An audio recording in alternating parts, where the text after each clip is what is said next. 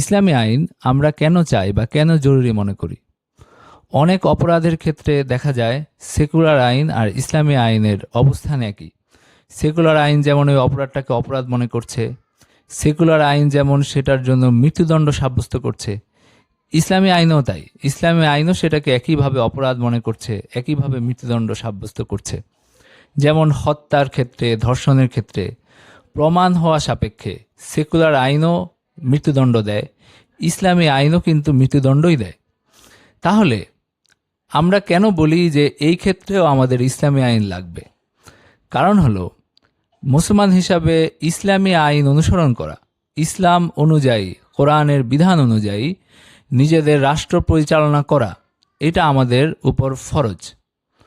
আমাদের উপর এটা অবশ্য কর্তব্য যে আমরা আল্লাহর ইচ্ছা অনুযায়ী, আল্লাহ তাআলার নির্দেশ অনুযায়ী আমরা আমাদের জীবন পরিচালনা করব।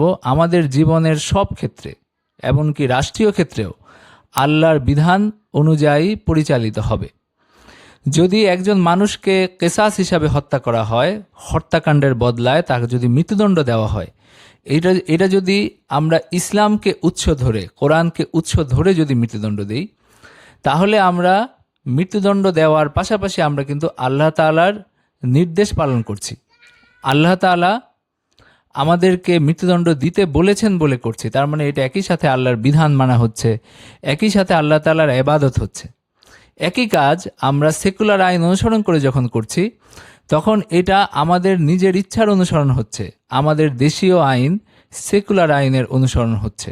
যেমন একটা পশু যখন আপনি আল্লাহর নামে জবাই করেন, তখন সেটা খাওয়া হালাল হয়। একই পশু আপনি যদি কোনো দেবতার নামে জবাই করেন, সেটা খাওয়া হারাম হয়।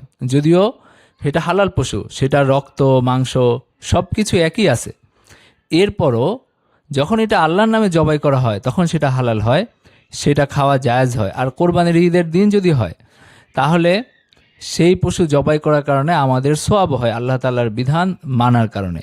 তো ইসলামী আইনের প্রধান কারণ, ইসলামী আইন, আমাদের ইসলামী আইন চাওয়ার এবং ইসলামী আইন জরুরি মনে করার প্রধান কারণ হলো যে আল্লাহ তাআলা আমাদেরকে নির্দেশ দিয়েছেন, এবং আমরা যখন ইসলামকে উৎস মেনে, কোরআনকে উৎস মেনে ইসলামী আইন বাস্তবায়ন করব, সেটা আল্লাহ তাআলার নির্দেশ পালন হবে, ইবাদত হবে। অনেক ক্ষেত্রে দেখা যাবে যে সেকুলার আইন এবং ইসলামী আইনের ফলাফল একই, যেমন হত্যা, ধর্ষণের ক্ষেত্রে আমি বললাম। এছাড়া আরও অনেক ক্ষেত্র আছে যেসব ক্ষেত্রে সেকুলার আইন অনেক দেশে বাস্তবায়ন করে সেই দেশেও আইন শৃঙ্খলা পরিস্থিতির যথেষ্ট উন্নতি হয়েছে, এরকম উদাহরণ আছে। তো আমরা সেটা বলি না যে সেকুলার আইন কার্যকর করলে আইন শৃঙ্খলা রক্ষার, আইন শৃঙ্খলার উন্নতি সম্ভব না। এটা অযৌক্তিক কথা হবে, অবাস্তব কথা হবে, সেটাও সম্ভব।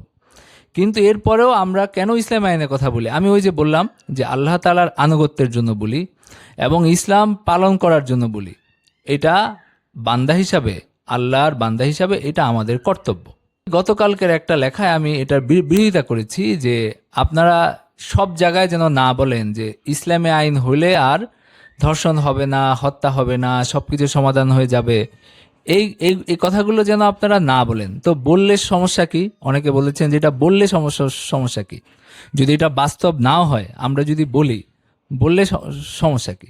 বললে যেটা সমস্যা হয় সেটা হলো যেটা অযৌক্তিক কথা, অবাস্তব কথা, সেই কথাটা যখন বলা হয় তখন ইসলামী আইনটাকে একটা তামাশার বিষয় হিসাবে মানুষের সামনে উপস্থিত করা হয়। যেমন গতকালকে কয়েকজন বলেছেন যে ইসলামী আইন হলে আর ধর্ষণ হবে না, ইসলামী আইন হলে শিশুর আমিসার মতো হত্যাকাণ্ড ঘটবে না।